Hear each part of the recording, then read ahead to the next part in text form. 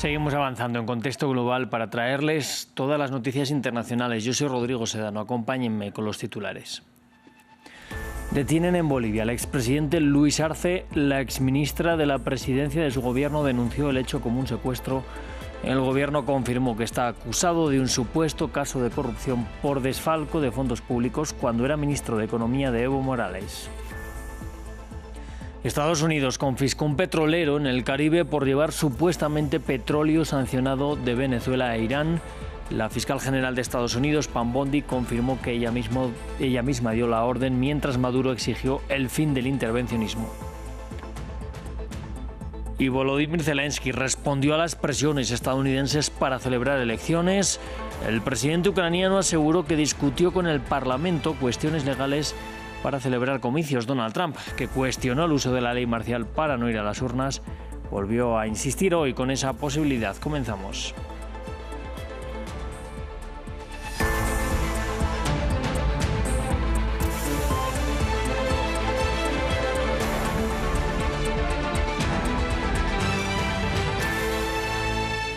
Vamos a abrir el informativo en Bolivia, en donde el expresidente Luis Arce fue detenido y trasladado a las instalaciones de la Fuerza Especial de Lucha contra el Crimen. El actual vicepresidente Edman Lara felicitó a los efectivos de esta fuerza. El gobierno confirmó que se le acusa de presunta corrupción en los manejos del Fondo de Desarrollo Indígena cuando era ministro de Economía de Evo Morales. Su exministra de la Presidencia, Marianela Prada, denunció la situación como un secuestro. Nos amplía nuestra corresponsal, Natalie Iriarte.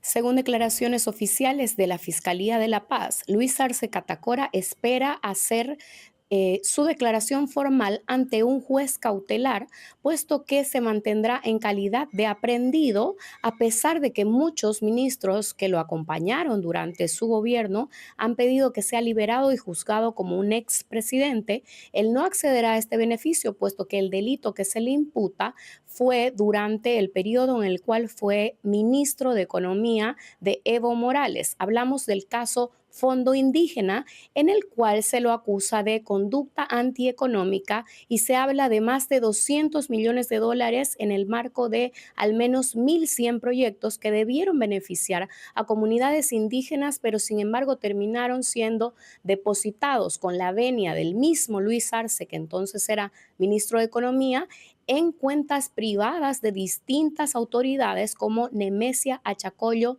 y la diputada Patti, que también deberán ser juzgadas junto a él en este proceso. Sin embargo, la Fiscalía de La Paz también ya declaró oficialmente que existe riesgo de fuga y por eso Luis Arce se mantendrá aprehendido y tendrá que esperar a hacer su declaración formal ante un juez cautelar para ser juzgado como cualquier otro ciudadano sin ningún beneficio de ser expresidente. Nos vamos a aguas del Caribe, frente a las costas de Venezuela. Allí Estados Unidos confiscó un petrolero sancionado anteriormente. La fiscal general de Estados Unidos, Pam Bondi, confirmó que ella misma dio la orden de incautación. Según ella, el barco transportaba crudo sancionado de Venezuela e Irán. Maduro ha vuelto a exigir además a Donald Trump acabar con el intervencionismo, dijo, ilegal y brutal sobre su país. Trump, por su parte, dejó caer que podría haber más acciones. Como probablemente sepan, acabamos de incautar un petrolero en la costa de Venezuela. Un petrolero enorme, muy grande, el más grande jamás incautado. Y están sucediendo otras cosas, así que lo verán más adelante. Y hablaremos de ello más adelante con otras personas. Y vamos a Noruega, en donde tanto su equipo como el Comité del Nobel confirman que ya se encuentra allí la opositora venezolana María Corina Machado. Según el Comité del Nobel, se dirigió directamente a reunirse con su familia y fue precisamente su hija quien recibió el galardón del Nobel de la Paz durante el día ante la ausencia de su madre y leyó un discurso escrito por María Corina. Pasamos ahora a Honduras, donde a pesar de haber contado más del 99% de los votos, aún no se conoce el ganador de las elecciones. Se elevan las denuncias de fraude e injerencia estadounidense, mientras el candidato Nasri Asfura, apoyado por Donald Trump, lidera la elección por unos 40.000 votos. Gabriel Colsen nos lo cuenta. Más de una semana después de la votación, aún no hay resultados definitivos en Honduras. Este miércoles nuevas manifestaciones se organizaron afuera de un centro de conteo de votos en la capital Tegucigalpa. Simpatizantes del Partido Oficialista Libre respondieron al llamado de esta formación política a protestar. A apoyar al alcalde y apoyar la democracia en nuestro país, porque todos sabemos que está siendo violentada la democracia, están burlándose del pueblo y no es lo que debe pasar. La Constitución menciona que el pueblo es el soberano, es el que elige y no lo están respetando. Con más del 99% de los votos contados, Nasri Asfura, del conservador Partido Nacional, apoyado por Donald Trump, lidera con muy poca diferencia la elección, seguido por Salvador Nasrallah, del Partido Liberal. Eso en medio de fallos técnicos que afectaron el conteo y la difusión de los resultados. Tanto la presidenta Xiomara Castro como el candidato Salvador Nasrallah denuncian injerencia de Estados Unidos e irregularidades. Por su parte, la misión de observación electoral de la OEA en Honduras llamó a la calma y a esperar los resultados. La misión reitera su llamado a las autoridades, partidos y candidaturas a que esperen los resultados y respeten la voluntad popular expresada en las elecciones de Honduras de 2025. Es crucial también que se resguarden los materiales electorales. Es fundamental que el CNE pueda realizar su trabajo sin presiones. En este contexto, la misión de la OEA rechaza cualquier convocatoria a alterar el orden público que pueda comprometer las etapas restantes del proceso electoral. Antes de poder proclamar un ganador, también se tendrán que revisar más de 2.700 actas de votación que tienen irregularidades, según el Consejo Nacional Electoral. Retomamos la noticia con la que abríamos el informativo y es la detención en Bolivia del expresidente Luis Arce, acusado, según el gobierno, de presunta corrupción, un hecho que desde su equipo están desmintiendo. Para ello vamos a hablar esta noche con su exministra de la Presidencia, Marianela Prada. En primer lugar, gracias por estar con nosotros esta noche. Le quiero preguntar qué sabe hasta el momento del expresidente. No sé si han podido comunicarse directamente con él. Buenas noches, saludar a través de France 24 a todos los países que nos están escuchando. En primera instancia, agradecer por la solidaridad que hemos recibido de muchas personas, tanto en Bolivia como de otros países. No he podido hasta el momento comunicarme con él. Van a disculpar la calidad quizás de la imagen. Yo me encuentro en este momento afuera de la Fuerza Especial de Lucha contra el Crimen, que es una instancia de la policía, que es la FELCC, donde él se encuentra desde horas de la tarde, más de 4 horas ahí. No nos han permitido ingresar.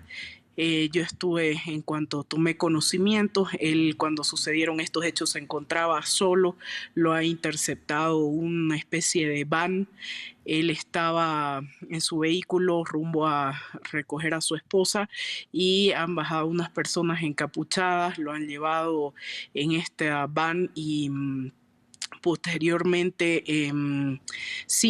sin ninguna notificación previa, sin ningún tipo de comunicación previa, notificación ni nada sobre una investigación en el ámbito judicial, y luego se lo han llevado a un lugar, lo han trasladado de vehículo y ya después lo han traído acá a la FELCC.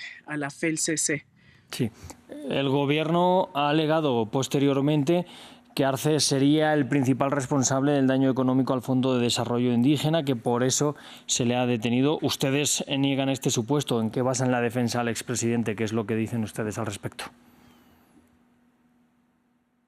Este es un caso que hace bastantes años se dio a conocer a la luz pública por algunas denuncias que existían. Estaba en ese momento como presidente Evo Morales y nuestro expresidente Luis Arce era en ese momento ministro de Economía y Finanzas Públicas.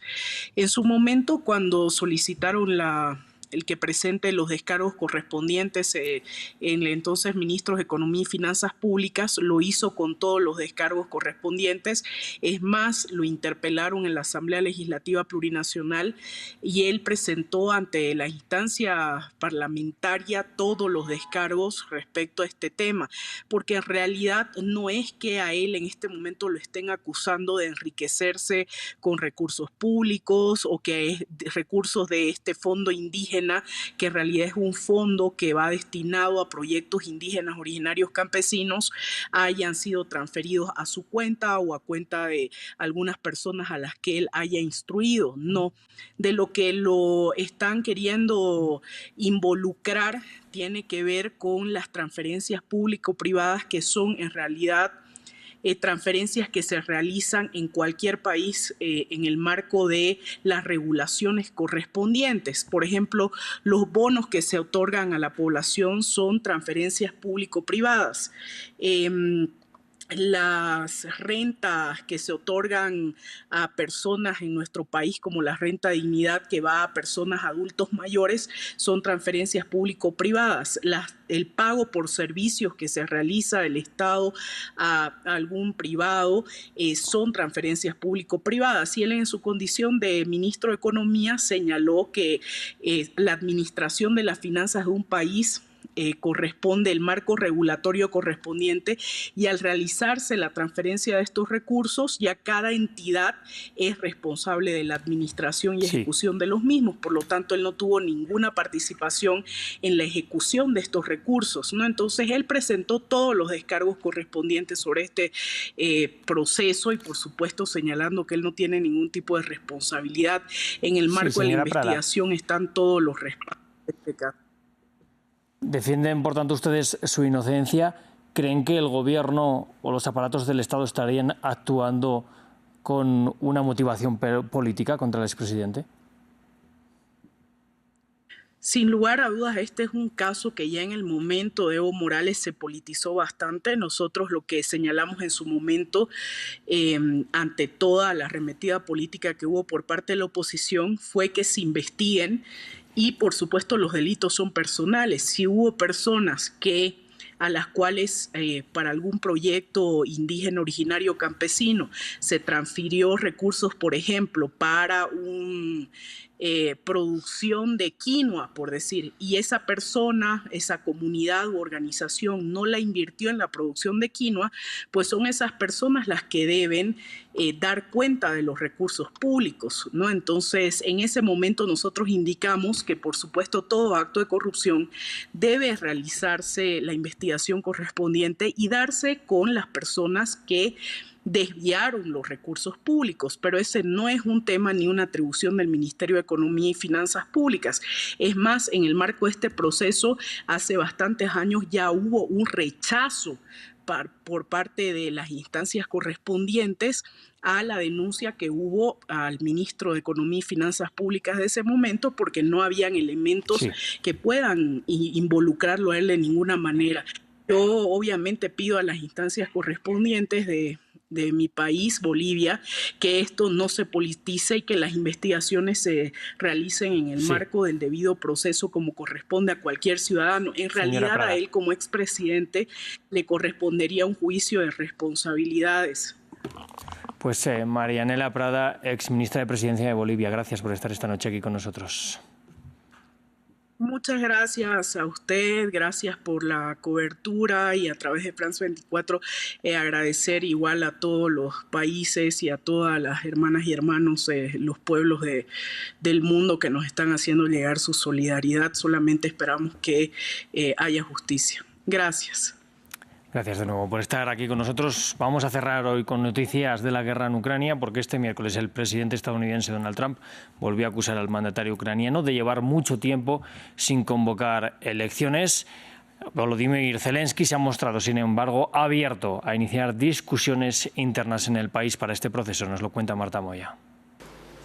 ¿Son posibles unas elecciones presidenciales en Ucrania en tiempos de guerra? El tema ha vuelto al centro de la discusión después de que Donald Trump dijera en una entrevista el martes que su homólogo ucraniano Volodymyr Zelensky no quiere acabar la guerra con Rusia para aferrarse al poder. Unas declaraciones que continuó este miércoles. Creo que tiene que ser realista y me pregunto, ¿cuánto tiempo pasará hasta que haya elecciones? Sí, es una democracia, ha pasado mucho tiempo, no han tenido elecciones en mucho tiempo. Ucrania, bajo estado de ley marcial, tiene prohibida la celebración de comicios. De facto, el mandato de Zelensky expiró en 2024, tras haber ganado las elecciones en 2019 con el 70% de los apoyos. Sin embargo, ahora, en medio de unas tensas negociaciones de alto el fuego en las que Washington dice que no queremos perder el tiempo. Zelensky tantea la opción de modificar la legislación ucraniana para, mediante garantías de seguridad, poder eventualmente ir a las urnas en un plazo de 90 días, pero sin presiones. Si nuestros socios, incluido nuestro socio clave en Washington, hablan tanto y de forma tan específica sobre las elecciones en Ucrania, sobre elecciones bajo la ley marcial, entonces debemos dar respuestas legales ucranianas a todas las preguntas y dudas. No es fácil, pero la presión en este asunto definitivamente no es lo que necesitamos. Rusia ha adoptado esta misma narrativa electoral, aduciendo que Zelensky es un líder ilegítimo en Kiev, mientras la celebración de comicios en Ucrania, dicen los expertos, supondría un reto logístico masivo, con cerca de 6 millones de refugiados en el extranjero según la ONU y más de 4 millones de desplazados internos, además de la ocupación rusa de cerca de una quinta parte del país y un cambio de ley a contrarreloj para permitir la inscripción y la campaña de todos los candidatos, algo que solo el 10% de la población civil ve como una necesidad en estos momentos, según el Instituto de Sociología de Kiev. Pues así nos despedimos. Sigan conectados a France 24.